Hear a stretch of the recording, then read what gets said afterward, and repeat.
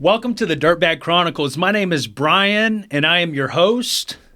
We have an exciting episode. We've never done an episode like this. The first one? Yeah, this is the first one, bro. Okay. This is the first one. Let me know on popping cheers then. So, I have AK Yes, sir. with me, and he did 14 years in the penitentiary, in Arkansas State Penitentiary, right? Most definitely. Arkansas Department of Corrections. You know that place pretty well, right? Too well. Too fucking well. I feel you, man. I feel you. I don't know it as well as you do, but I know that place pretty fucking good, bro. Yeah.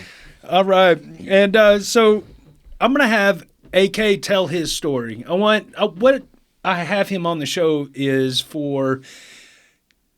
we can break the stigma of the criminal lifestyle, the addiction lifestyle, and all these dirtbag lifestyles that we are so caught up in. And it is so important to have a different aspect of people come on and tell these stories so that we can see that it is possible. So we are going to dive into, we're going to paint that picture of what it was like before prison, right? Yeah. It was pretty dirty, wasn't it? Pretty gutter. Pretty gutter, huh? You don't get no gutter in my neighborhood. Yeah, well, tell us a little bit about that neighborhood where you were growing up. I mean, I grew up in Little Rock, Arkansas, back when it was banging in Little Rock. Right after that, and I'm from Southwest, so it's like, it's in the Mecca, it's in the center of it. Like everywhere, every hood, they migrate there. Yeah. So it's like, when a person go from one place to another, you got people from this side, you got Bloods over here, Crips over here, Gangsters over here, Vice Lords over here. They all congregating here. When they neighborhoods go through gentrification, when they start knocking down their projects, start knocking down their neighborhoods, they all move there. So it's like you grow up around it, and then you grow up with Hispanics. You grow up with people to where you can't do nothing but interact with every type of person and deal with every type of problem. Yeah. So. Yeah. So do you think that having that different aspect of those different cultures, how do you think that affected you? I think it made me better. Yeah? Yeah. Okay.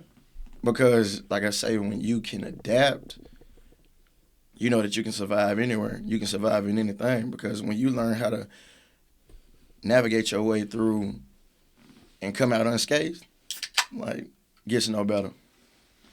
None whatsoever. I mean, I can go over here and do what I need to over here with them. I can do what I need to over here with them. And you know what? They respect me all the way around. Ain't no problems nowhere. I can go to this neighborhood, and they're like, yeah, that's AK right there. Like, oh, yeah, that's Lil Bro right there. So you say your name was pretty well known in the they fuck neighborhood. With me. They fuck with me. My city fuck with me. Yeah. They fuck with me. They fuck with my family. So it's like it ain't nothing but love there. Right. A lot of people can't have a lot of love where they come from. I know that's right. Right.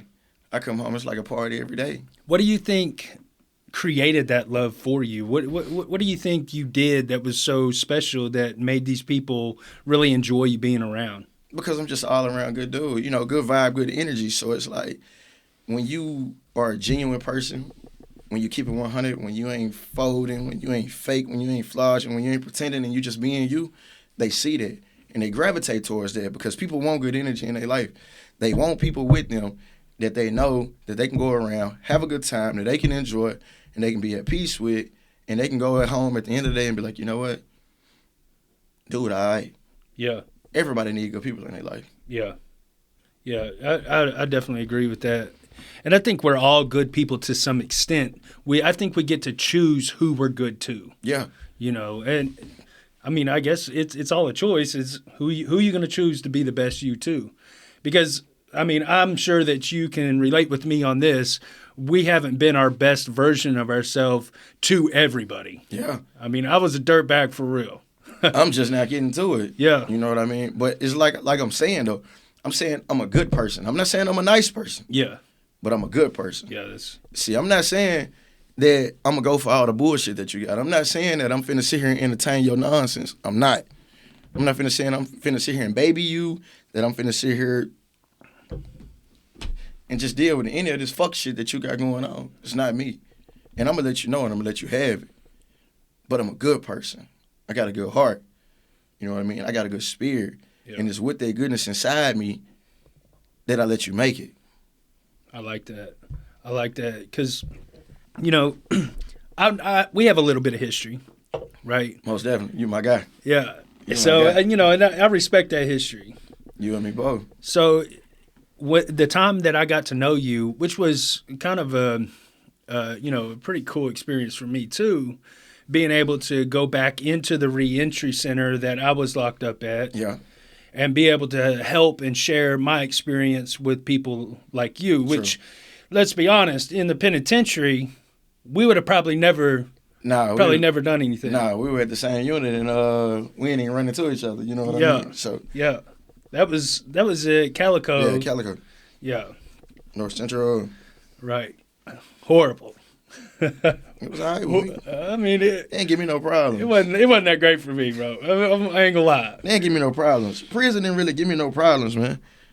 They just didn't like the shit that I did. You know what I mean? They didn't like the fact that I was a hustler. They didn't like the fact that I'm gonna do what the fuck I want to do.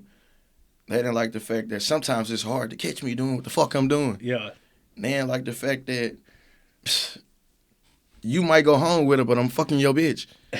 like they ain't like that. Yeah. You know what I mean? Because it's like. So let's get into prison. Okay. You brought in some good shit, and I want to dive into that. Okay. So tell me about your first day at prison. First day of prison, just turned 19. Turned 19 in the county.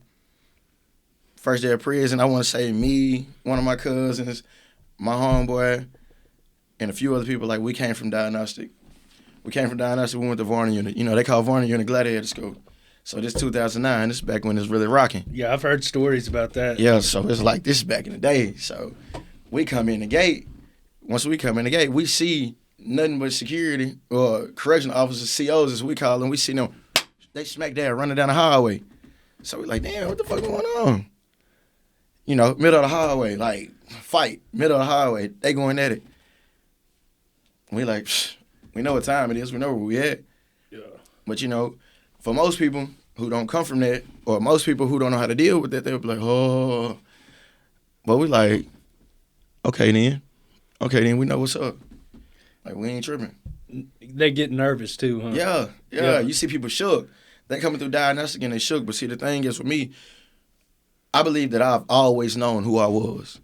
You know, now I may have been lost at first, but I feel like deep down in my core, I always knew who I was because I always knew who I was meant to be. So it's like with that, I had the ability to accept the things that I did and to overcome them. And most people can't do that. Would you say that knowing who you are and knowing that about yourself, do you think that came natural, or was there a certain experience that pushed you into that direction of understanding? It most definitely didn't come natural. And the reason I say that is because of the traumatic experiences and the childhood experiences that I had to deal with. You know what I mean? My mom, she wasn't ever always around because, yeah, sometimes I stayed with her, but at the same time, she was young. She was in college. She had just got out. From under her mom. So it's like she was wild. She was out there in the street. She wanted to go out. She wanted to club. She wanted to party. So it's like, and then my father, he was never in the picture. So it's like when you grow up with that, when you grow up with a parent who's not always there and a parent who you don't even know initially, you know, it incorporates insecurities into you. Like it builds those insecurities into you because you don't know who you are, because you don't even know who they are. You don't know where you come from. And I think that everybody's origin story, everybody's growth and their development start with knowing where you come from. Because if you don't know what's bred into you, then how do you know who you meant to be?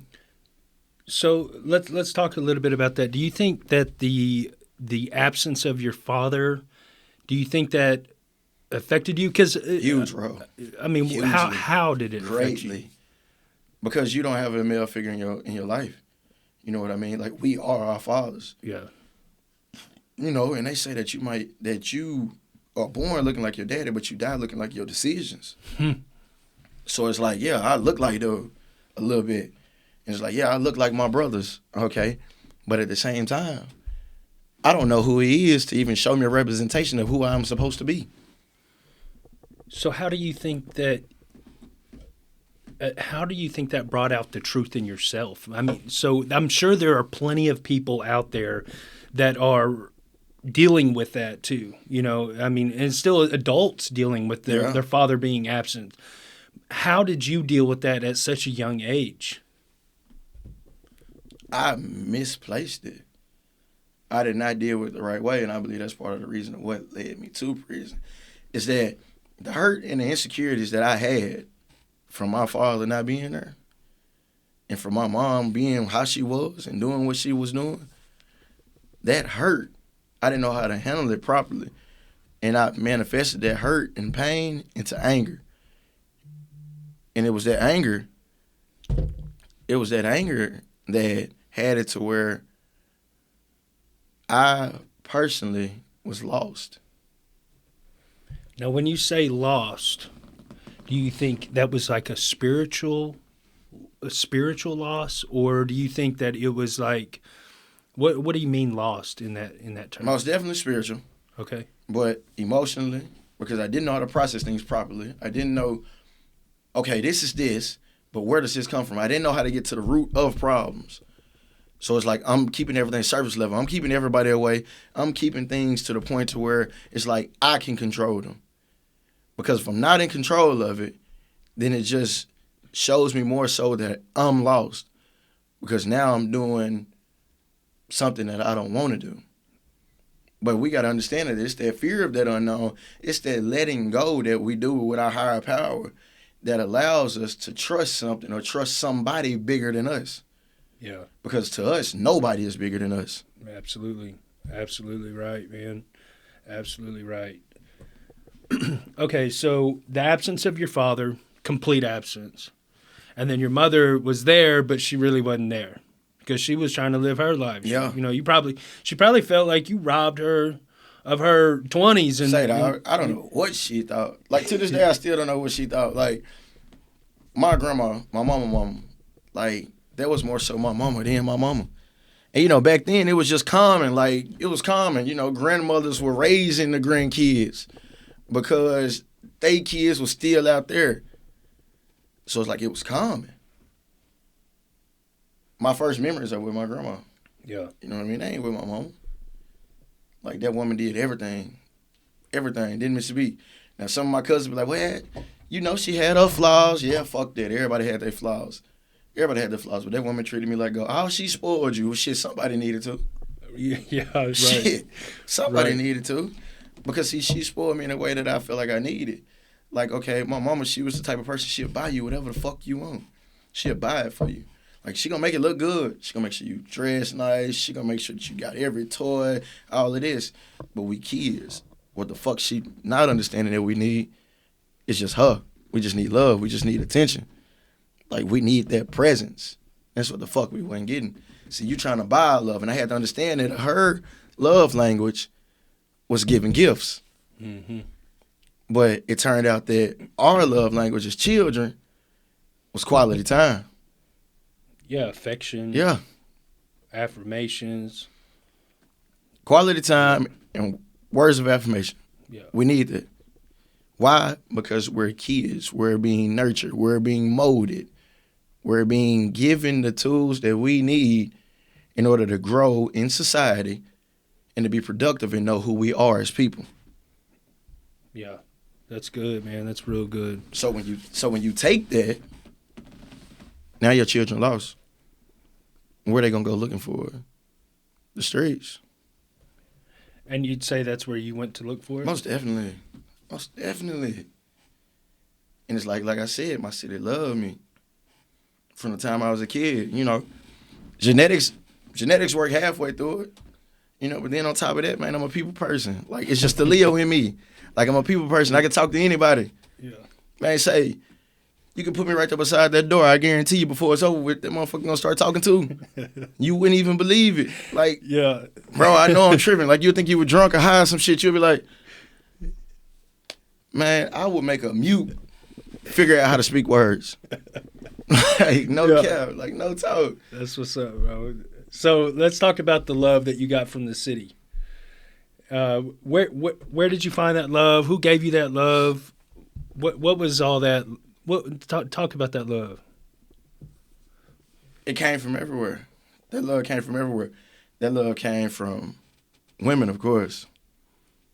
Hey, they love me and I love them. Like, no cap. They love me and I love them. But then it's like my partners in the neighborhood, you know. The homies, the bros that's a little bit older than me. You know, the ones who took me under their wing and they like I say, little bro. You know, like they got love for me.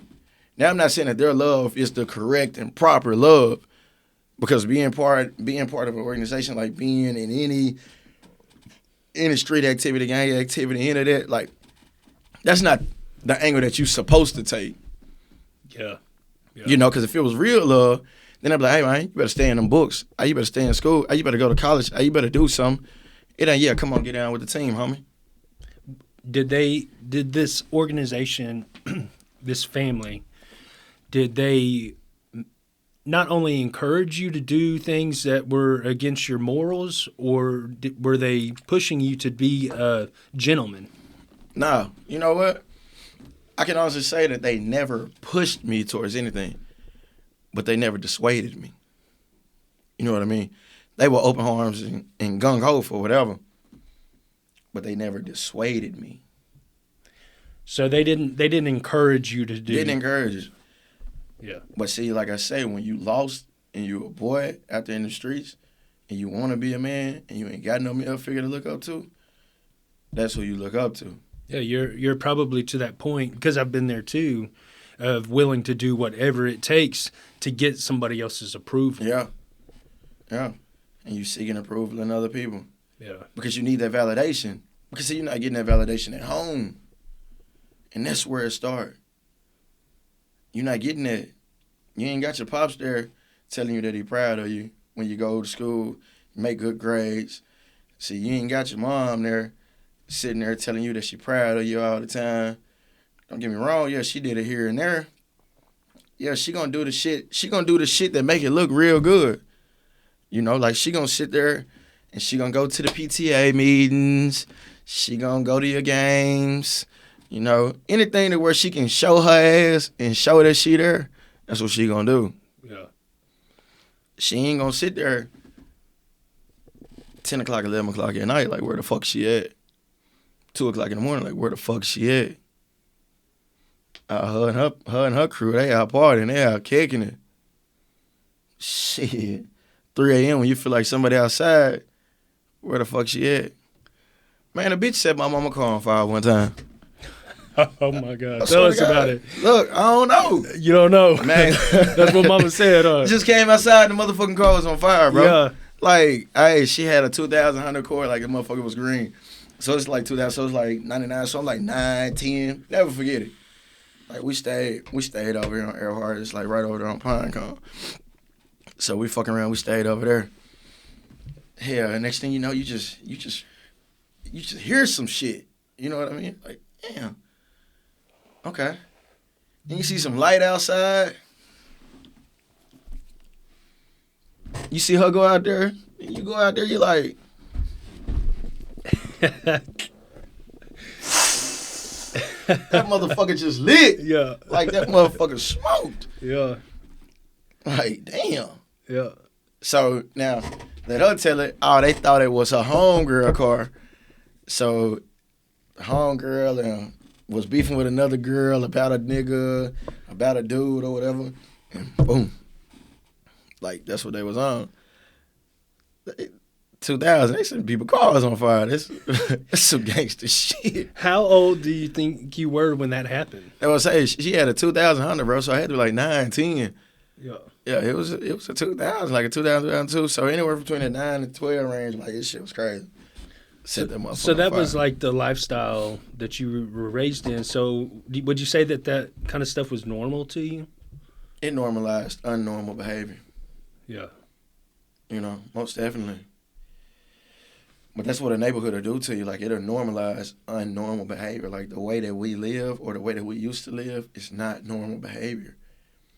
It's not the way that you conduct yourself as a civilian.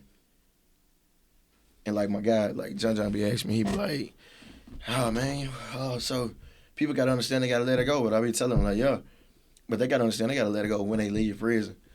You can't do it while you're still in prison. Why do you think that is? Why do I think that you can't do it while you're in prison? Yeah. Because you're still part of the code. You still got to abide by them rules. Because see, prison is a place to where you can't sit here and say, "Oh, I'm a civilian," and decide that you're gonna go tell on everybody.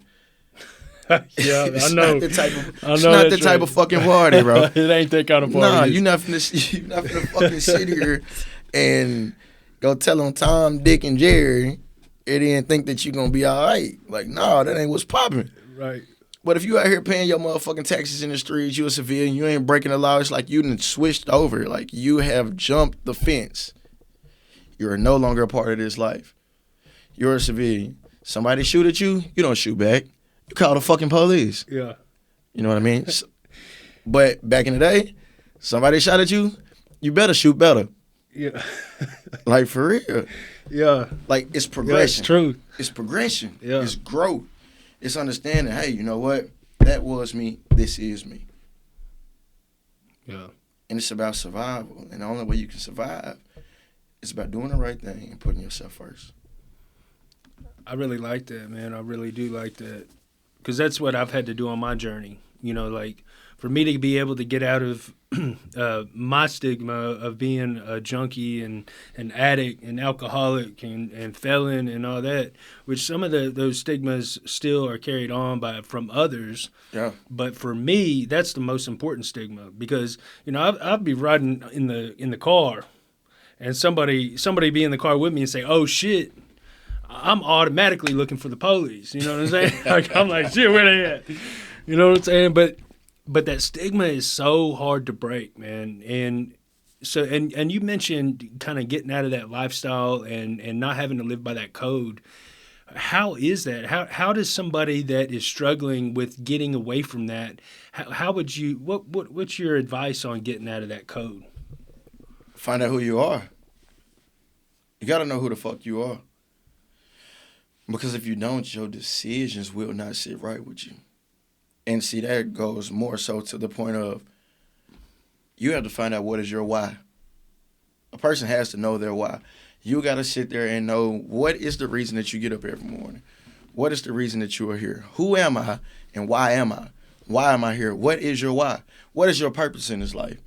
Because see, if you find out your purpose, then your purpose will guide you and direct you in the way that you meant to go. Yeah, you really just start kind of flowing with that flow, man. Yeah. That energy just start coming Yeah. through, and opportunity starts breeding opportunities. Exactly. And you're loving life, man. People come into your life that are good for you. The people that are bad for you continue to leave. Things seem complicated, but really they're not. Simple. They're just like separating ways. Yeah. You want to know why? Because you aligned yourself in your purpose. Yeah. Once you align yourself to your purpose, where you are meant to be, that is direction that you are meant to be. That means people that are aligned the same way, people who are meant to go the same way that you are going to take the same route, the same road, that you know what, they're going to tag along because they were always meant to be alone. Yeah. And the people who were not meant to go that direction, they either going to fall off or go to another direction. Yeah. Why? Because their purpose was not your purpose. Right. Everybody got a purpose. Right. You're absolutely right. You know, and that's the thing too. Like, I've experienced getting out of prison this time and you know, staying clean and doing the things that I need to Proud do. of you, dog. I ain't got Proud of you, homeboy. dog. You know, I ain't got a lot of friends, bro. Yeah, because but they I weren't don't your friends in care. the first place. Right. See, Right. they were your baggage. Right.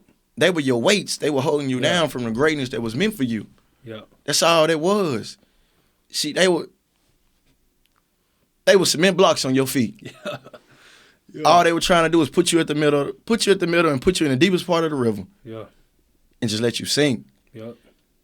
But see, when you showed them, hey, bitch, I can float. Yeah. I ain't got shit for you. Yeah. Yeah. Now they're like, oh, you think you better than me. Oh, man, remember, you still ain't shit. Nah, you remember, I am the shit. Right. You remember that I am somebody. Right. And you know what the difference is? I know who I am and you don't. Yeah. That's why you steady hiding yourself behind this. You hiding yourself behind your addicts, your addictions. You hiding yourself behind everything that you done did. You hiding yourself and you trying to escape from it. Yeah. Stop escaping from life. Yeah. Come to life. Yeah. Because when you come to life, God got a life for you. Yeah. You can't lose like that. Can't. Align yourself to your fucking purpose. Yeah, because I mean, you can't lose because you're not competing with nobody else. It ain't a competition no more when you find your purpose and you start aligning yourself up with that. You your biggest divine energy. competition. Yeah. You your biggest competition. Yeah. You your only competition. Only you can get in your way of what God got for you. What Right. God got for me is for me, and can't nobody ever fucking take that from me. Right. Now, so let's talk about getting in the way of that purpose. Do you believe that? So let's talk about your charges because I want to get into Okay. if that was part of that purpose for you to be where you're at today. So what did you go to prison for? You did 14 years. I did 14 years. Okay. I had 23 felonies. I had what was it? I had 12. I had like 12 violent crimes and like 11 non-violent crimes, all in all. So I had aggravated robbery, like 3 counts to that. I had aggravated residential burglary, pulling a kick though. I had criminal intent to commit capital murder because I, shot a couple people. And I had terroristic acts. I had unlawful discharge of fire from a vehicle. And I had like little petty stuff, but like I said, most of it was violent. And I am a violent offender. Did some violent shit, but it was because, like I said, I had misplaced anger. I had misplaced life goals. And then I felt like my pride was so big because I felt like I had something to prove. I felt like I had something to prove. Not to them, but to myself. Like I had to prove that I was man enough. I had to prove that I was a man. I had to Did you prove that? Oh, fuck no. Yeah. I didn't start proving it until I found out who I actually was. When I started digging down at the root and looking and seeing, okay, this is my fucking problem. Okay, this is what the fuck is wrong with me. Why am I like this? Why do I keep making these same mistakes? And when I got to the root and started figuring out, okay, childhood this, childhood that, okay, I think like this because of that. When I started putting in the work, then I was able to prove to myself that I was a man. Because you know what? I faced every fear that was a fear. Yeah. I faced every situation that was a situation. I faced every argument or every conversation that I needed to have with the people I needed to have it with in order for me to grow. In order for me to know, like, I did that. It don't get no bigger than that. Because I deal with what I need to. Because I had to get it out the way. Would you say that you actually had somebody, because this happened in prison, the self-discovering and all that. Did you have somebody in prison that was guiding you on that way? No, or did you do this all by yourself? No, all by myself. All by myself, man. Say 2012, I'm in the Supermax right after the Super Bowl. I'm in the Supermax, got caught with a phone, got caught hustling a little bit. So I'm sitting in this cell and I had this crazy-ass dream. Like, crazy-ass dream. Like, I'm sitting here and I'm asleep, but in my dream, it's like I see my moms, I see my pops, like, and I see some of my family. It's like inside the dream. Like, my daddy, like, he always been a hustler, but now it's like he a pimp, but then it's like my mama strung out. And I'm like, hold on, like, my pop's a hustler, so, this already throwing me off. Like, he ain't pimping shit. He might buy some pussy, but he ain't pimping shit. You know what I mean? I mean, he might do a little bit here and there. But then it's like, man, my mama, she don't even do drugs, but here it is. She's strung out. Like, she's strung out. Hook her hoe type. You know what I mean? And I'm like, but it's like I'm outside this building. I'm like, I'm talking to him. I'm like, man, what you got going on? He's like, shit. Here's what it is. People gonna do what they want to do. Hell, you know what I mean? So shit, baby, I'm gonna do what I gotta do. And then, like, she fucked around and, like, got shot or something. But inside the dream, like, I woke up. When I woke up, I was crying. Like, I was crying in my sleep. And I'm like, what the fuck? And I'm like, okay, so I'm trying to put two and two together. I'm like, this ain't him and this ain't her. I'm like, but it's symbolic. Like, and I felt that God was telling me, like, if you keep going down the road that you do, that it will affect the people that you love the most. And it was there in that cell where I told him, I said, I don't want to be like this no more. I said, this ain't what I want. I said, man, whatever you need me to do, man, I'm going to start doing it. Like, I'm going to put in the work. Like, I got to be better. And this happened in the Supermax. Yeah, in the Varna Supermax, 2012, this middle of February, like, I'm there. Cell, 275, like third tier, in the corner, balled up, crying like a bitch. Like, for real. Yeah. Yeah. Like, And that's when I got put in the hole, which ain't nothing near like Supermax. I did 2.5 years in the Supermax all in all. Yeah.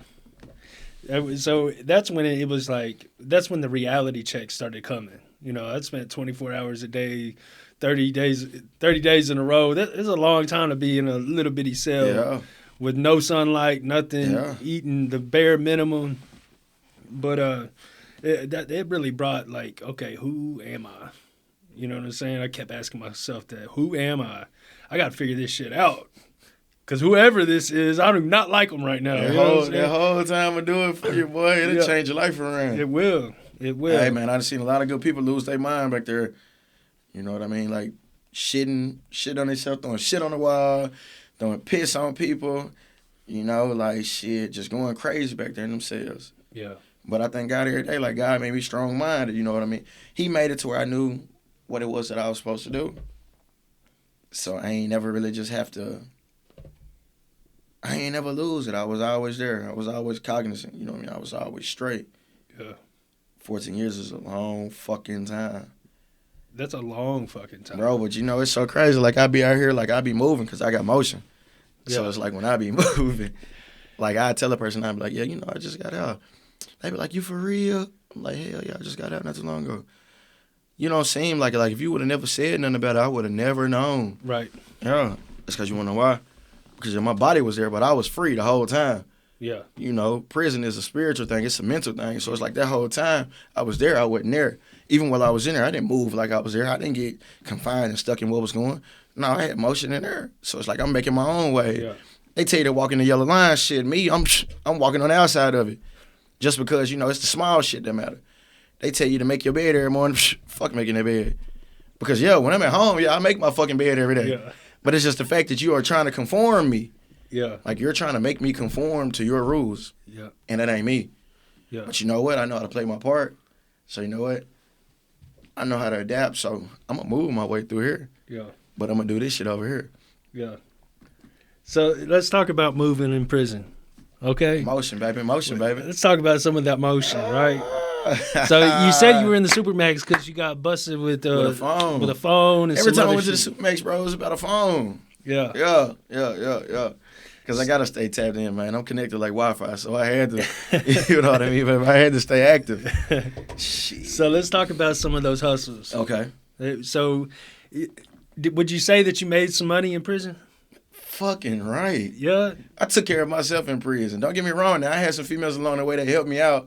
You know what I mean? But like I tell them, bro, you here because I want you to be here. You ain't here because I need you to be here. Right. Like, gotta know I'm motion.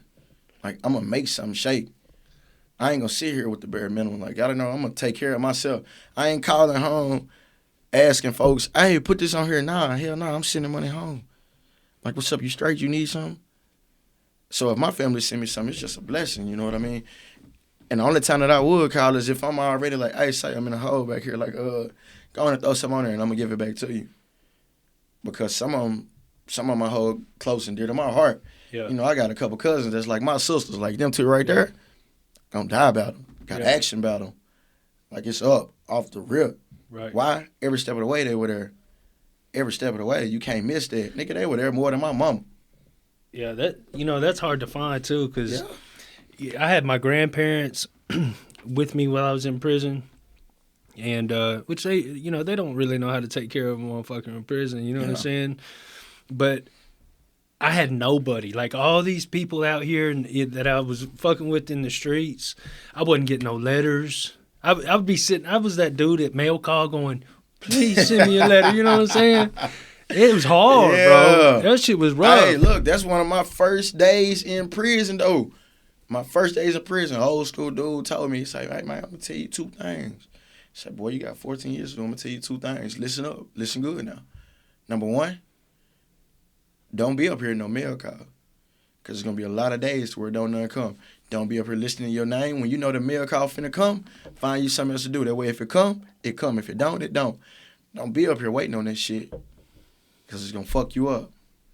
Number two, Don't get caught up in this shit these niggas got going. Find your own wave. Ride that motherfucker to the end. He said, hell, and do your time from prison to prison. Don't try to do all your time in one prison. He said, because I promise you, I done already did it. And I'm telling you, when you go from one unit to the next unit, you go here for 2 years, go here for a year. He said that time gonna fly, because by the time you get adjusted and acclimated to that unit and move to another one, you'll realize 2 or 3 years and already went by. And see, I ain't believe that at first, because when I first got to Varn, I was there 5.5 years.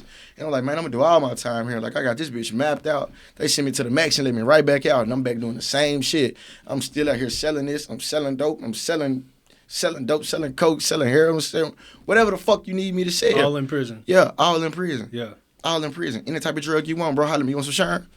I got you. You want a stick? I got you. Yeah. You want some meth? I got you. Want some ice? Got you. Yeah. Whatever you need. You want that? You got that?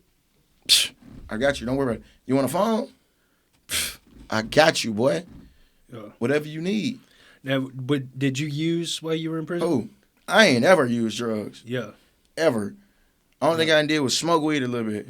Yeah. And I got so goddamn high in the Supermax smoking weed to where it scared me straight. You think I'm bullshitting? Must have been some good shit. Man, say, fire. Gotta know I ain't getting number pressure. Yeah. Like, for real, the bros, they ain't gonna send me number pressure. Yeah. Shit scared me. Like, I'm in the cell, I'm steady smoking, like, because he ain't got shit else to do. I'm in the cell. I had a Blackberry back then. I had a Blackberry in the cell. I ain't doing shit. I got this little chick from South Korea, like, got motion with her. Then I just broke up with my ex, because I'm going back and forth with her, telling her go ahead and live a life. But then at the same time, I'm coming right back like, nah, like, I really don't want you to leave. To the point to where she like, man, look, you stressing me out. Like, I ain't eating. Like, I'm losing weight. She was like, it's just too much. She was like, I want to ride this motherfucker out with you till the wheels fall off. She was like, but you fucking with my health. And I'm sitting there trying, I'm pleading. I'm like, man, come on, man. Like, nah. Yeah, because now I'm sitting there bullshitting. Because I'm trying to deal with this time myself. Like, this 2011, I've been here 2 years. You know what I mean? I've been here 2 years. But I got 12 more to do, and I'm sitting in this cell like, damn, man, I got like 12 fucking years of this shit. Like, fuck. Like, that's a long fucking time. It's a long time, yeah, bro. But I'm sitting here, I'm high as fuck in this cell, thinking about this shit. I'm steady rolling, steady smoking, and I done got so high, like, so I'm already wiping the door down with with soap. Like, I done put the soap in a sock, and I done crunched it up. That way it's like baby powder, and I'm steady beating it, trying to make sure that the weed smell don't come through like that. Like, paranoid. I done wet the door seal. Like, I'm high. But I done got so high, I'm smoking this shit. Man, I got so high and was puffing so much to where when I pulled in, man, the whole motherfucking joint went in, and the ashes went in and everything. I say, oh, no. I say, I'm too motherfucking. I say, when you get to the point where you smoking ashes, to where you ain't even got a roach no more, yeah. I say, oh, no, I'm too high, man. I say, oh, this shit. Good. Yeah. Last time smoked. Last time smoking. May 2011. Yeah. Last time smoking weed. Yeah. So it's like, prison is life-changing, but people got to understand that it's a world inside of a world. You know what I mean? They got to understand that even though we gone, we still in a world. And a lot of people don't understand that world. Like, I done seen some crazy shit in prison. Like, I done seen some wild shit. Like, what do you think is the craziest shit you've seen in prison? I don't know. Like, it's all crazy. Like, I done seen babies being made. Like, shit. Like, I done got a girl pregnant before. Like, wait, hold up. Huh? You got a girl pregnant before in prison? Most definitely. So tell us a little bit about that. It's just crazy. Like, I had just got back to this unit. Like, I had been gone for some years. But it's like over these years, I done matured. Like, you know, I came in a little scrawny kid, like 143 pounds. Yeah. Now when I get back there, though, I'm like 205, 210. Yeah. So it's like I'm yoked, I'm ready. But my mind, that's what's yoked, that's what's ready. Like, it ain't nothing but man that come off of me. You know what I mean? Yeah. Like, it ain't nothing but pressure because I done found out who I am. Like, I done had that time to realize the man that I'm supposed to be. And it's like it emanate. Like, you can feel that in my aura. You can feel the leader in me. You can feel the God in me. You know what I mean? Like, you can feel that king. And it's like that king demand that respect. And then so it's like I done been in so many different units now and had motion in so many different places and blessed so many people along the way to where it's like, and there is love. Now don't get me wrong, you got your ones that's gonna hate because they want to emulate. Yeah. But that's just what it is. You can't be me because it's only one me. Yeah. Yeah. So let's talk about the girl. She was a guard? Yeah, for sure. Okay. But that ain't. But I mean, that has to take some. I mean, that has to take some confidence to walk up to a guard and be like, "Yo, you want to fuck?" I mean, how'd it go down like that? No, it ain't like that. How'd it go down, bro? Like it's just like in the streets, motherfuckers walk up and tell you that they want to fuck you. Oh, okay. Like, so this guard came on to you. Told my little partner was like, "Hey, you remember how?" Because I had ended up checking on the accident. Because when I walked by with some of my little partners, like, I guess she was talking to somebody else. She was like, yeah, go ahead, keep on walking, bitch.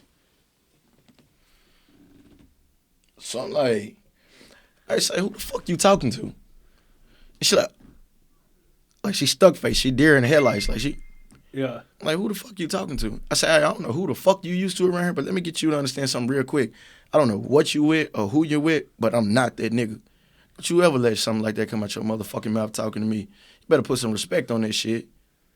And she like, I wasn't even talking to you. I was talking to him. I'm like, well, you shouldn't talk to no man like that, period. Yeah. And then boom, so we leave. So when we leave, like my little partner, I guess he went back later on because they just trapping, they just in the highway, they just out there. So he like, man, bro. He said, man, little mama say she want to fuck you. I'm like, who? He said, man, little mama, you talked bad to her earlier? He was like, she told me, she was like, oh, like, you remember how I told you that for every woman, it's one man that they know that they'll get that pussy to and they'll just drop that shit for? He was like, yo. She was like, that's him. She's like, I'm going to fuck him. Like, he can get this pussy whenever he want it. I bullshit you not. And you got it. This was a Thursday. Like, I just got her on a Thursday. That Saturday, I was knee-deep in her in the bathroom. Like, knee-deep in her. Digging her out. And then it had been like 2 years since I had some because I had been to this, I had went to fucking Calico. And ain't nothing going on up there but a whole bunch of prison time. Yeah. So it's like when I went up there, it was completely square John. Like, it wasn't no fucking off because they tell you in orientation, like, hey, we will give you the max amount of time we can, and we are fucking friends with the judge. We went to school with him. He went to school with some of our family, so we're going to give you the max. You only got to tell me once, player. Yeah. You ain't got to worry about an inkling of no fuck up from me. Yeah, because I don't want no more time. I'm scared. They ain't giving me 14 years, I bet not. They not giving me more time for fucking phones. Yeah. And they giving motherfuckers 5 years, and they ain't even giving me nothing for this. Because it don't do shit because I got so much time on the 70. Yeah. So they ain't fucking with me. They let me slide on this. Yeah. Shit, I ain't finna catch myself up on that one. Hell yeah. Slid in them. Like 45 minutes just in there just slabbing her out. Like, I done bust like once then and then before she left that day, like hit her again, busting her again. You know what I mean? Yeah. So it was like, fuck. Like, I ain't missing twice in one day. Show his shit thing. A couple weeks later. But the crazy part is, the girl had a boyfriend, she say, but they had broke up for like 2 weeks or whatever. I don't know. But moral of the story is, she got pregnant. Got back with the baby. Got back with with her baby daddy, which was her boyfriend. Because they already had one together. But hell, you can't bring no other nigga baby home. You can't bring no other man baby home. So she's pregnant. She's pregnant with your kid, and she's telling the baby daddy it's his kid. Yes. But they broke up. Yeah. And he's like, but they be lying. Boy, they that baby broke ain't up. Mine. Yeah. No. The baby ain't born. Like, she had an abortion. Okay. Yeah, because that's a confusing situation. Like, when it's time to come out and that baby looking like me, looking like a whole bunch of me, and it's like, oh, you know what I mean? Yeah. And she probably didn't know whose it was. She probably didn't know if it was mine or his. Yeah. But see, so it's like, man, it don't matter. Guards, nurses, administration, it don't matter. Over with. What? Over with. For once you got. Yeah. That's a whole mindset that, it took me years to figure that shit out. You know what I'm saying? About who I am, know my truth, and feel confident in every way I move. and I still go through these days where I doubt myself. I'm like, man, what am I doing? What I'm supposed to be doing? Yeah. am I really good at this shit? Yeah. Or Great at this it shit, fucks boy. with me some days. You know what I'm Great at saying? this shit. But I keep going. Well, this is who I am. I know who I am, and I step up with that confidence, and I do what I'm supposed to do, whether people like it or not. Fuck what they You know like. what I'm saying? But I like it. If you And like I think it, that's love what's it. important. That's Right. what the fuck matter. Right. If you fucking love what you're doing, who else do we give a fuck Right. about? And that goes to everybody. Yeah. Yeah. If you like what you're doing, if you love what you're doing, do that shit to the fullest. Hey, And don't let run it. anybody stop you. Nobody. Run that Yeah. motherfucker till the wheels fall off. Yeah. I don't give a fuck what they talking about. Because they can't do it. They just want to hold you down because they know that they can't do it. Right. They just want to be you. Right. So they cast their doubt on you. Yeah. They try to tell you that you can't make it because they know that they can't make it. And it's that fuck shit. When they supposed to be bringing you up, when they supposed to be supporting you, they want to hold you the fuck down. Or It's they're that fuck scared shit. to even try it. Yeah. And I've dealt with that too with what I do with this podcast is a lot of people come and try to tell me how I'm supposed to be doing this podcast. I'm like, hold up, man. Where yours at? Yeah, where is your shit, bro? Yeah. Show me through example. Yeah. Show me you got 60,000 views. Show me that you got, I don't know, 100,000 followers. Yeah, show me where you progressing. Show me where you getting it. Is it monetary? Yeah. Show me to where you got this shit and it's beneficial. Let me see that. Yeah. If you can't, shut the fuck up. Yo, you ain't got shit. Get the fuck out my business. Yeah. You need to be asking me, can Yeah. you get on this motherfucker? That's what you need to do. Right. So we've talked about the prison with hooking up with the guards. We've talked about bringing in cell phones. Full disclaimer. This shit is just for kicks and giggles. This shit is not actuality. It is not based on real life events. Anything said here is just for publication purposes. This is not based on anything that is true. Got that shit cleared. Gotta put this disclaimer in. Making all this shit up. Because anything else is entrapment. Making all this up is just for content. Yes. It's for content purposes.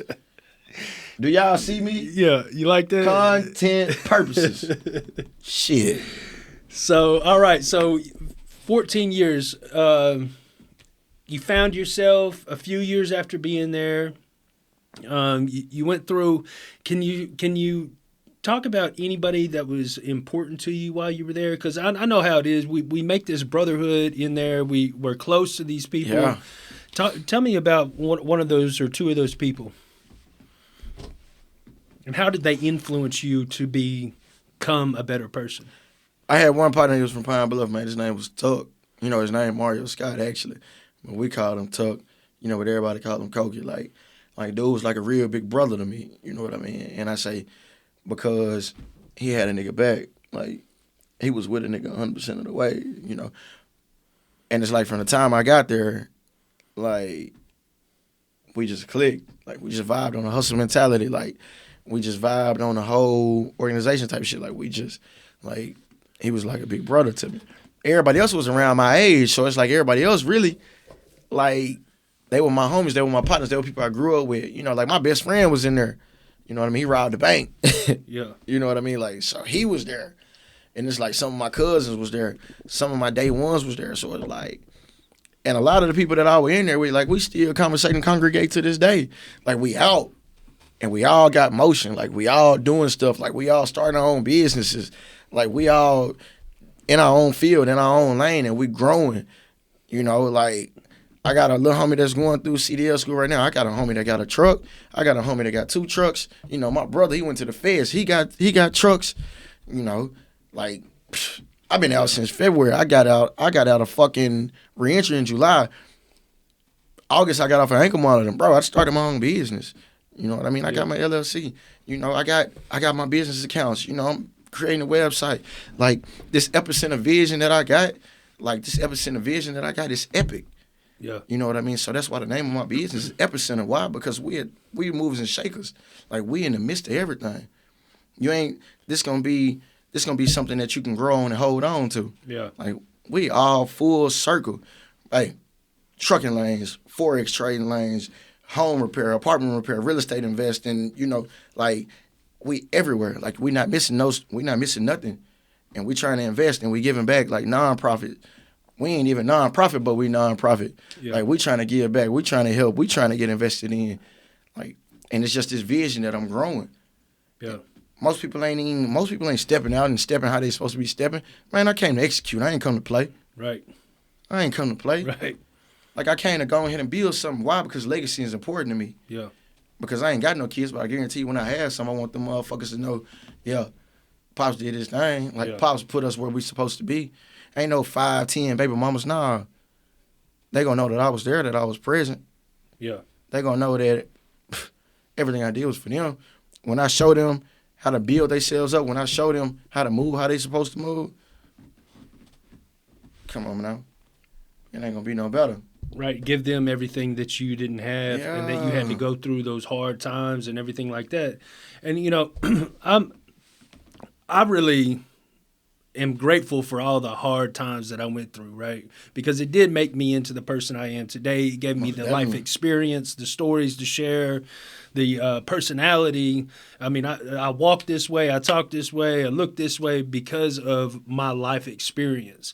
And I wouldn't want to rob anybody from that, but also on the other side of that, I don't want my kid to go through all that shit in order to find himself. You know what I'm saying?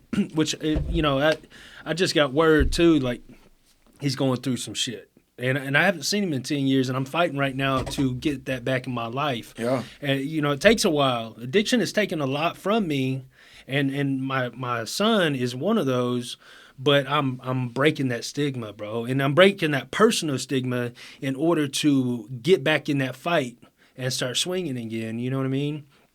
But it's so important, bro. And so that brings us to kind of where you're at today. You know, you kind of just talked a bit about your network and the people that you were in with and how y'all are all moving together and making these moves and doing some productive, successful things. And I love that because what that means is that you learned from what you were at, you took where you were, and you made something about yourself. Yeah, today. we use it like college. You know, Yeah. it's like street college.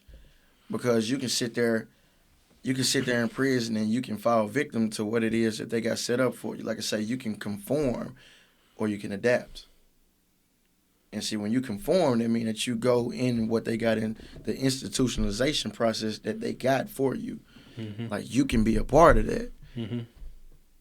Or you can adapt. See, adapt is to where you see what they got going, but you know how to make it work for you. Yeah. To where it don't work against you. And see, in that adapting process, like I said, you treat it like college. Because you got to think about it. You got a whole bunch of different types of mindsets right here. So this psychology 101 right here. Right.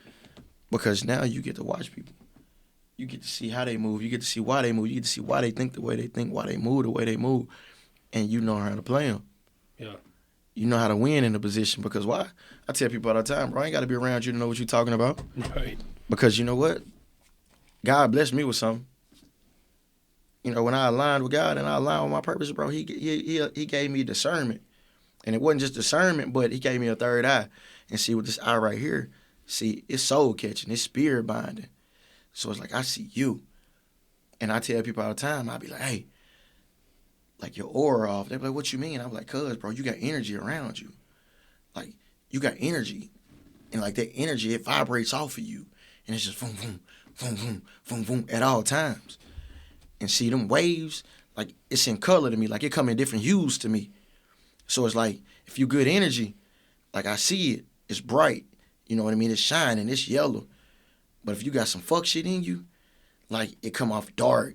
You know, I ain't gonna say just black and bleak, but it come off with a little red to it. Yeah. Or with a little green to it. You know, let me know that you a little envious type, you're a little jealous type. You know, it let me know that you a little snake. You know what I mean? And then when them colors start coming in all mixed in, it just let me know that, oh, you don't even know who the fuck you are. Right. Like, you don't even know.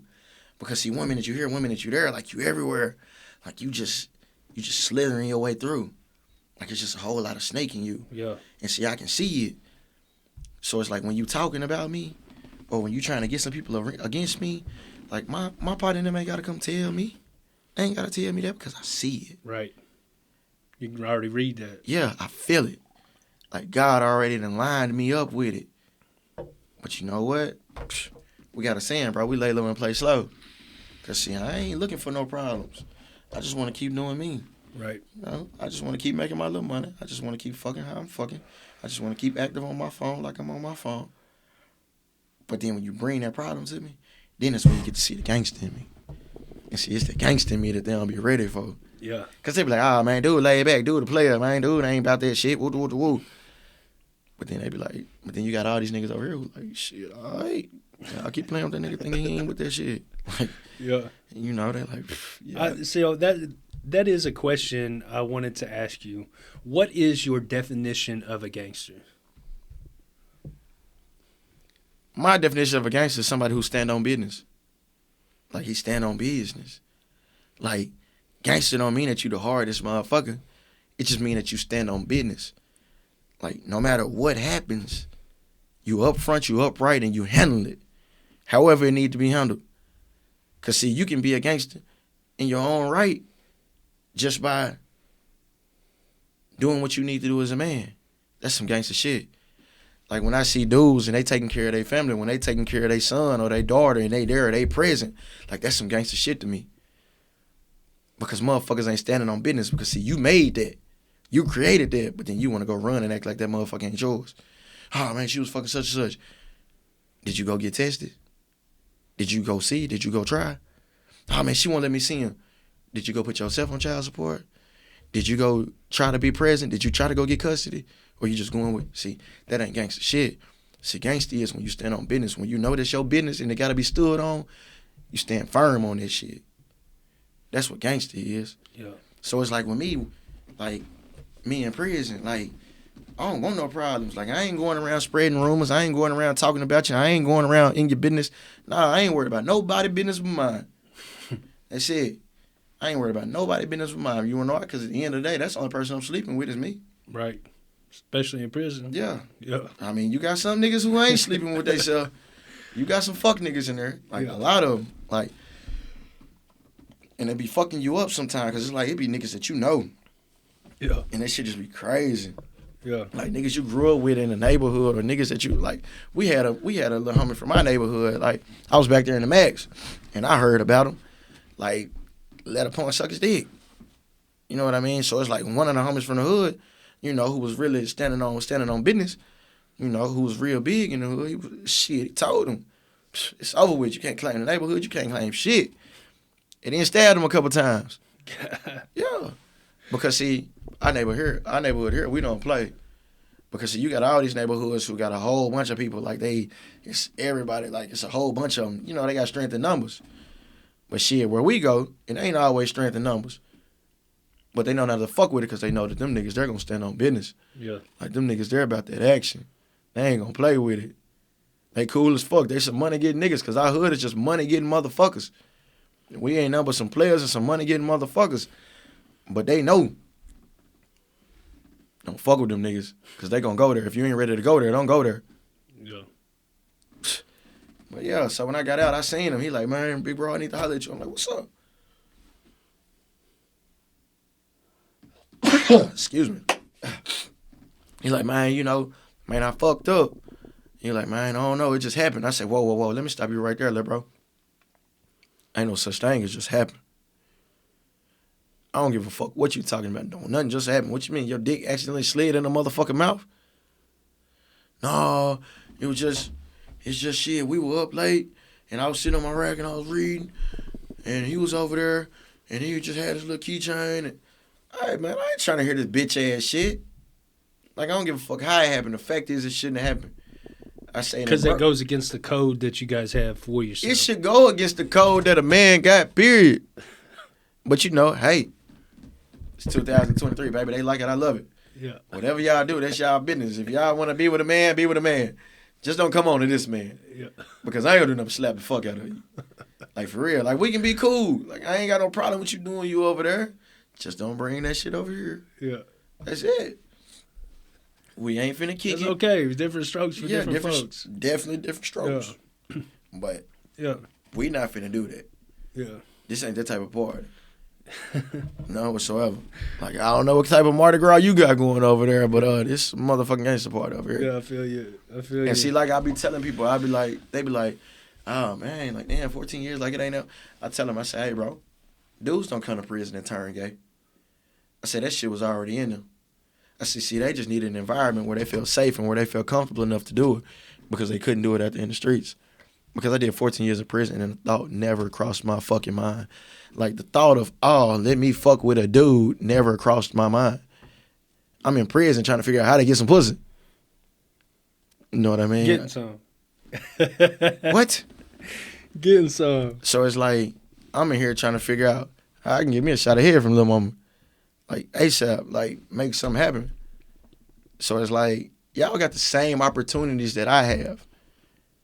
Y'all have the same bandwidth that I have. Y'all can withstand the same stuff that I have, but yet you choose not to. And what you want to do instead of that is, you want to fuck with a boy. That's what you want to do anyway. No ifs, ands, or buts about it, dog. No excuses. Yeah. Just man up and own that Yeah. shit.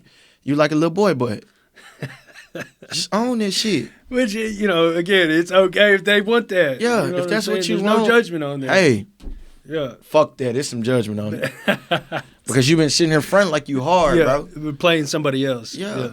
You've been sitting in Yeah. front like you hard. Yeah, know that, what you I know, mean? that's the thing too. That I guess it's when people try to hide it and they try to play like they ain't. Exactly. It's not even about the gay or not gay. It's more about you're not being your true self. Exactly. And you're trying to play this front like And then you're you coming somebody out else. exactly, and then you coming out here when you get free and you trying to fuck on these girls out here, and you giving them dookie dick from a boy. Ain't no telling what's on it. You know what I mean? Like, and now you just fucking everybody up. Yeah. Because you, bro, if you want to be with a dude, like go be with a dude. I'm pretty sure it's some females who like dudes or who like girls. Or what? It's some females who like that. Go find them. Yeah. Leave the clean ones alone. Please, leave the ones who just like dudes who like girls. Leave them alone. Because niggas like us need them. Yeah. We don't need y'all fucking them up. Feel you, man. So that's a good little insight on that prison experience too, because I haven't heard that in a podcast. What? I haven't heard nobody talk about the homosexual Man, that shit tendencies real. I woke up and to people this shit going one into time. that side of it and then doing all that. I woke up to it. That's one of the ways that I knew the prison was real. Yeah. Man, I bullshit Okay, you so not. you woke up to it. Yes, it's 2010. Yeah. 2010, I'm in Florida. I'm in 11 barracks. All right. Like I say, I always had motion, so I got me a little flip phone. Like, phone go off, it vibrate. I'm asleep, though. It vibrate. Boom, wake me up. So wake me up. I check the messages. And I got to go piss. Because, I'm just like 3 in the morning. I done passed out. Passed out. Get up and going to the bathroom. You wiping the shit out your eyes. And you just, And this open barracks? Yeah, this 11 barracks. Just open as fuck. Yeah. You know what I mean? It's upstairs, downstairs. I'm upstairs at the back. But, people with motion, like, we on the back row. It's because it take the police longer to get to you. Give you time to go ahead and make a move if you need to. So we there. So when I get to the bathroom, I'm pissing. I'm like, man, what the fuck was it? Like, was it what I thought it was? Because I thought I saw somebody over here on these wall racks over here, and it seemed like it was some rocking and socking going. I'm like, nah. So I pissed. So when I walk back through, I'm clear-eyed. Now I'm up. So when I walk back through it, they over here to my right now because they were at my left when I was walking down. So they were to my right, and you just see a blanket over a motherfucker, but you see a motherfucker hunched over. Like, you see a motherfucker like this. Getting it. Yeah. Like, fucking the shit out this little white dude. You know what I mean? So I'm like, damn. So when I call home with the girl I'm fucking with back at the time, I'm like, baby, I say, you ain't gonna believe this shit. I say, this shit here in prison real. Like, I done woke up to this shit. She like, what you talking about? I say, baby, dude over here fucking the line in that little prince. Yeah. I said, oh, he fucking the shit out of him. She like, you for real? I said, baby, I ain't gonna lie to you. I said, this shit crazy. Like, Animals. Just horny animals just trying to get it. that's his man. Any way they can. That's his man. I mean, so I used to wake up when I was at Calico. You might know this dude. They called him Killer, and he was Maxie was his last name. Yeah. That dude be getting it on the window, and when I Oh, say yeah. getting it, I mean, everybody do that shit, but shit, that ain't never been my cup of tea. Yeah, that's not my. I ain't never tried it. I mean, a little innocent white boys waking up in prison myself, looking over there. But I done seen white dudes getting it. Getting it. Yes, sir. Yeah. Know some white dudes that get it. I know some white dudes who are part of organizations, and they superiors tell them like, hey, say you can't be doing this shit. That's black folks shit. You can't do this shit. Like for real. Like hold on, wait. Black people the only person to get on the window and beat their dick. And they're like, man, but fuck that, man. I like him. Like I like her, man. And, every time she come on the door, like it just turned me on. I'd be like, control yourself. I'd be like, bro, do you? But real shit. It ain't never been my thing. It ain't never been my type of spiel. I ain't the type where I ain't finna just show my dick to the world. I'm not finna show my dick to 50 niggas. Like, it just ain't that type of party. It ain't that serious. It's kind of a personal thing. And then a girl told me, like, when I first came to prison, like, she told me, like, maybe 6 months to a year in, she like, she said, all these motherfuckers always on the window. Like, I can't stand this shit. I'm like, what you mean? I'm like, shit, you get to see free dick every day. She like, no. She say, because I be feeling like they raping me. She said, I be feeling like they raping me, like they taking part of me. She was like, shit, about time they nut, hell, I be tired. Feel like they done took a part of me. I said, damn. She was like, shit, then they so goddamn stupid. Like, they don't even know, like, they could come holler at me. And shit, I might give them the pussy. Oh, when she told me that, I was charged up. What's up with the pussy? I was charged up. Got that, too. Wee. I like it, man. I like it. Real. Like, you know, your experience there is a lot different than mine. And it's really interesting to hear that story and to hear how life can actually be inside of the penitentiary. It ain't been all glitz and glamour though, bro. Yeah. You know, like, people gonna hate. You know, people gonna hate because they can't emulate, you know. So, it ain't been all glitz and glamour. Gotta know, I done had to put in work. Like, I done had to step on some niggas, you know what I mean? Like, because they try to play me. Because they try to think that this shit's sweet. So, it's like 9 fights in there, bro. Like, motherfuckers done tried to jump me in the shower before and still beat the fuck out of all of them. And then called them all back down there to the shower the next day. Like, hey, y'all bring y'all motherfucking ass back down here. You know what I mean? And to where it's like, older niggas, like older homies, they in there, they like, man, AK, what's going on? Like, man, them little niggas tried to jump me yesterday. Because that little nigga right there tried to fight me. But shit, I beat the nigga up so bad. I fucked him up so bad and so quick to where his homeboys tried to jump in and help him. I'm like, nah, I ain't with none of that shit. So the older homie like, what you want to do? I said, I want to fight all of them. He like, huh? I said, yeah, back to back. I said, when I get done with one, give me the next one. He's like, you for real? I said, I'm dead ass on the 9. I ain't playing. I'm dead ass. He like, all right. So shit, he like, which one of y'all first? So they all looking around. Like, the one I got to fight with the day before, he like, man, I ain't doing no more fight. I said, really? You straight? You ain't even got to. You came at me one-on-one. I said, I ain't even tripping at you. I said, I want your partners. I want all of them. Standing on this, I want all of them. They steady looking like, older homie telling me like, murder telling me like, hey, you, get your motherfucking ass over to you first. Yeah. Ran through him to where he say, I don't even want to fight no more. I'm straight, man. Real talk. Fucked him up. Yeah. The next one I told him, I said, man, just let me catch my bro. I'm trying to catch my bro. He's steady trying to walk up on me. So I know he's trying to get his move in. So steady trying to catch my bro real quick. Because it's a quick little 2-3 minutes with the first one. You know, just fun, really, because I'm enjoying this shit. Like, this shit here turned me on. Like, I'm with a smile on my face. And I'm like, because I've been asleep so long. Like, you know what I mean? Like, that beast in me, like, that dog in me been asleep so long. Yeah. To where it's like, it feel good when I let that motherfucker out. Because being tight reserved and being locked in and just trying to be the calm, laid back, just making my way through type, you know, that shit, you get tired sometimes because you really just want to spaz out. Like, you really just want to be dog. So, like I said, he steady trying to walk up on me. So he swing. When he swing, I weave him. Bah! Drop his ass. Get up. Told you, let me catch my breath. Get up. Yeah, I'm like, we ain't playing. This shit real. Y'all thought this shit was a game. Nah. Never was a game with you, was it? Never was. Yeah. But I don't go fucking with nobody. Yeah. It's the same way with my charges in the street. Like, I don't go fucking with nobody. Niggas shoot. I just shoot better. I don't go fucking with people. Not unless I'm kicking your dough in. Yeah. you know, for a lot of people, it's hard for someone to even understand, to have that kind of mentality of being in that kind of life. You know what I mean? And that's some real shit. So we've talked about all that. I want to move on to, what is life like for you today? What are you living life like today? It's beautiful. Yeah. Life is beautiful, man. 14 years locked up, AK's out, and life is beautiful. Yeah, life is, I feel like Future and Drake, man. Life is good. It's beautiful. Like, for real. So Wouldn't trade it for the world, man. I work full time. Like, I got to work full time. Like, I started my own business. I'm doing home repairs and apartment repairs. I've been out here in Hot Springs just the last couple of weeks just doing home repairs and shit. Look like I'm finna be out here, shit, for like 2-3 more weeks. Maybe even longer than that, because it's like, God bless me and the job's coming. You know, the moves are coming. Yeah. And it's like, bro, I got my family that I fuck with. You know what I mean? I got my friends that I fuck with. Like, I'm enjoying it.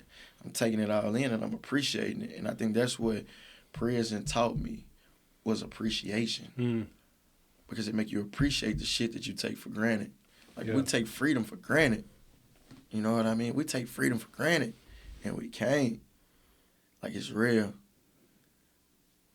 Don't get me wrong, this shit ain't been all dandelions and just sweet times. Like, bro, I had to cut my own sister off. You know what I mean? I had to cut my own sister off. Because she decided on my birthday, bro, that she wanted to ride in the car with me with a gun. Hell no. Yeah. Like, I'm not doing that. Yeah. Not gonna do that, bro. Did not tell me about it, dog. She didn't tell me about it. We going bowling and we just sitting there playing. We just sitting there, we just wrestling a little bit, and I feel it on the hill. I'm like, and when I tell you I got so hot so quick, like I was ready to spaz and slap the fucking beat the fuck out of her, like I had to calm myself down. And like my little chick that I was fucking with, like she there too, and she not knowing what's going on, but she like, why you getting mad? Like, it ain't that serious. And I'm like, stop fucking telling me it ain't that serious. Because my mind had already shifted. But this is my sister. Like, this is my baby sister. So it's like my mind already shifted. So I'm really trying to pull myself back in. Because I want to beat the fuck out of her. Like, I want a dog in the street. Like, she a fucking dog. Like, because I'm like, you playing with my freedom. You jeopardizing my future. Yeah, because they give out some hefty time for them gun charges. Not even that, but you not understanding. I got time over my head. Yeah. I got time on time over my head. How much longer are you going to be on parole? Man, I say I got, 10 years on parole, but then I got to suspend it. So it's like I got that until I get off parole. If I go back, I got to do all of that. Yeah. All of that. 100%. 100%. 10 years for sure, plus a little bit extra for that there. Yeah. Come on, man. This shit ain't no game. Yeah. God gave me 2 chances. This is my second fucking chance. This shit ain't for play. Like, real talk. Yeah. Hurt my heart. Love her to death. But ain't nobody sending me back. Right. Right. I know what you mean. I don't ever want to go back there. Man, I don't ever want to go back there. I don't want to put myself in a position to go back to the penitentiary. Like, nothing. There's no excuses. No. I'm gonna tell you, bro. That this shit real, bro. Because like, since I done been home, bro, I done had my own mama tell me, like, we ain't gotta talk no more. You ain't gotta call me. I ain't gotta call you. Like, it could be just like it when it was when you was in prison, to where I don't hear from you. You ain't gotta hear from me. Like, we ain't gotta have no contact, none whatsoever. It didn't hang up the phone. Like, bro, I done had my own mama tell me this. All because she didn't get her way. Because shit didn't go the way that she wanted it to. That was here recently? That was my birthday, bro. Like, my birthday on the 9th of August. I mean, my birthday on the 12th of August. Hers is the 9th of August. Like, bro, we had a misunderstanding because her birthday was the 9th. It was on a Wednesday. Okay? Mine was on the 12th, which is a Saturday. Now, she threw a little get-together at her house Wednesday for her birthday, but she decided that she wanted to throw one Saturday for herself on my birthday, too. Like, she wanted to have a little dinner and all this shit. All right, my cousins, they ain't seen me. Like, I'm fresh off the ankle monitor, you know what I mean? So it's like, they ain't seen me, so they're like, man, we want to do something with you for your birthday, like have a little potluck to where we all get together. And I tell them, I say, hey, you know what? Like, I'm down with that. But mama already got this little dinner going for herself on my birthday, so how about we do it on that Sunday? And they're like, all right, cool, yeah, that's cool. But I'm like, because I don't want to hear her fucking mouth about us not going and showing up for the little shit she got going. Because, see, this how selfish she is. Like, she doing the shit on my birthday for herself, but I still got love for you, so I ain't even tripping. I'm going to go to this shit just because I love you. So, me and my little sister, we go to this shit that Wednesday at our house. We there. We fuck around. We helping clean up. And she like, yeah, I think I'm going to cook for you Sunday since you say that you ain't had me cook in a while. And I tell her, like, Mama, I can't come Sunday. I'm like, my cousins we already agreed to, do something for my birthday. And she, why they always trying to do something with my kids? Why they didn't call me and ask me if I had something going on for your birthday? Why they didn't ask me? I said, Mama, I'm 33 years old. Yeah. What the fuck it look like they calling my mama asking them, can they do something for me for my birthday, asking you? Yeah. Said, that don't make no sense. Yeah. They were like, well, if it was my kid, I would have been considerate enough to ask their mom if they had something going on. I say, man, my birthday is on a Saturday. We doing something on a Sunday. You doing something for yourself on my birthday. She was like, because I got to work. I say, you own your own boutique. You make your own hours. You got to work. So my sister like, yeah, Mom, why you didn't do something for yourself on a Friday? Why would you do it on your son's birthday, his first birthday home? Well, I know that he don't like parties. I said, okay, I don't like parties, but that don't mean that I don't like you. I said, me, you, and Tay, my little sister, I'm like, we could go do something. And that'll be straight. That'll be enough. She wasn't having it. Nah. Yeah. Because it didn't fit her plan. So y'all want me to change my plans and what I got going for this? Nah, you ain't got to change shit. You ain't got to change a bitch-ass thing. Do what the fuck you want to do. That's what I wanted to say, but it's my mama, but I didn't. Yeah. You got a little bit of respect for her. Got a lot of respect for her. Nah, it ain't because I'm scared of her. Yeah. It's because I was taught that. Yeah. You know what I mean? Yeah, that's a big difference. Yeah, it's because I was bred that. Right. She can't whoop me. Right. You know what I mean? Nah, she can't whoop me. None of that. But I got respect for her because I was bred like that. Yeah.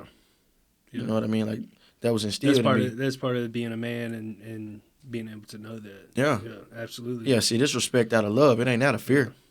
Yeah. But yeah, man, so she got a whole attitude. Like, it was like, so she was pissed. And then, like, when I made it to the house, like, I just bought this TV and put it in my room and shit.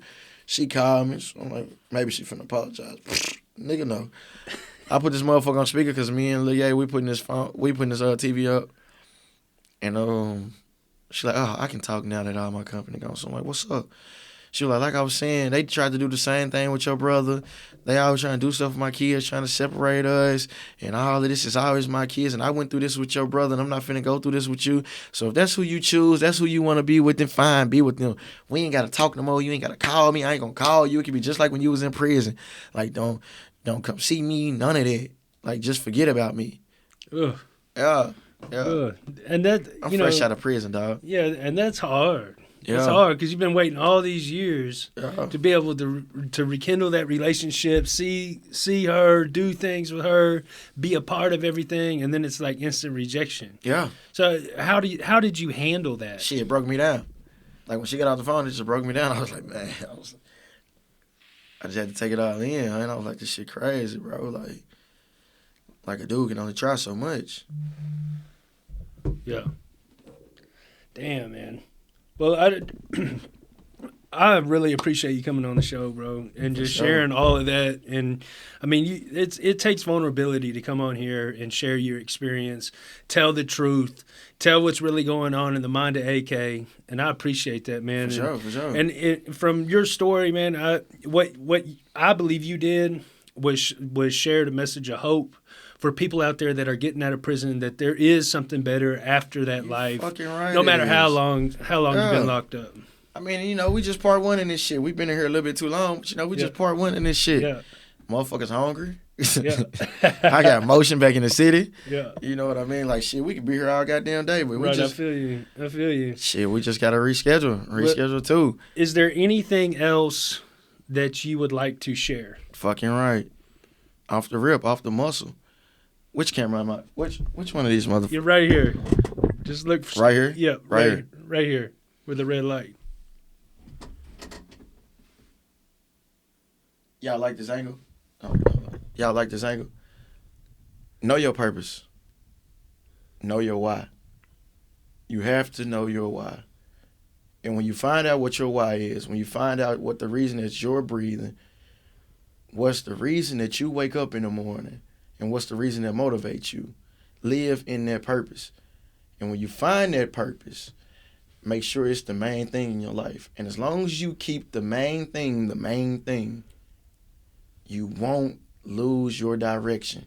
You will step right into what it is that your higher power, that God has for you. And when you step into it, you will watch the blessings and the beauty come into your life. No matter the hardships, no matter the hard times, no matter what anybody try to say, how anybody try to dog you and down you, you won't lose. Because you got God. As long as you got him with you, anything that come against you is always going to fail. Focus on keeping the main thing. You won't go wrong. I promise you, you won't go wrong. I love it, bro. I love it, man. It's powerful. It's so powerful. People need to hear that exact message. Sure. And if they've already heard it, they need to be reminded of it. I mean, even myself, I need to be reminded of that a lot. You know what I'm saying? Because I'm so hard on myself. I get down on myself. You know, I hold these high expectations of myself, and it's like, damn, I'm not meeting the expectations I got for myself, and it's like, damn, but I got to keep that level high. You know what I'm saying? I got to keep that bar high, so I continue to push and I continue to grind and I continue to get shit and set up that legacy that we were talking about earlier. Absolutely, legacy is all that we have in this world, bro. It's the only thing that's gonna be here once we gone. Yep. And that's the whole purpose of my company. Like, that's the whole purpose of my vision. That's the whole purpose of everything that I'm working towards. It's legacy. Yeah. What can I leave in this world that'll be impactful? Yeah. You know what I mean? How can I leave a piece of me here? Because once I hit that ground, I'm gone. Well, I how definitely will they remember me? I definitely know this story is going to impact other people. This story that you shared, this experience you shared, which is only some of it. It ain't the whole thing. We ain't even cracked the rest of it. Like, it ain't even the whole thing. We just stuck a toe in the fucking pond. You know what I mean? We ain't even got the rest of it. Like, this is part of that story is part of your legacy. Yeah. And all of your stories are a part of your legacy. And I definitely encourage you to get out and you share those stories, whether that's writing them down or doing a video on social media.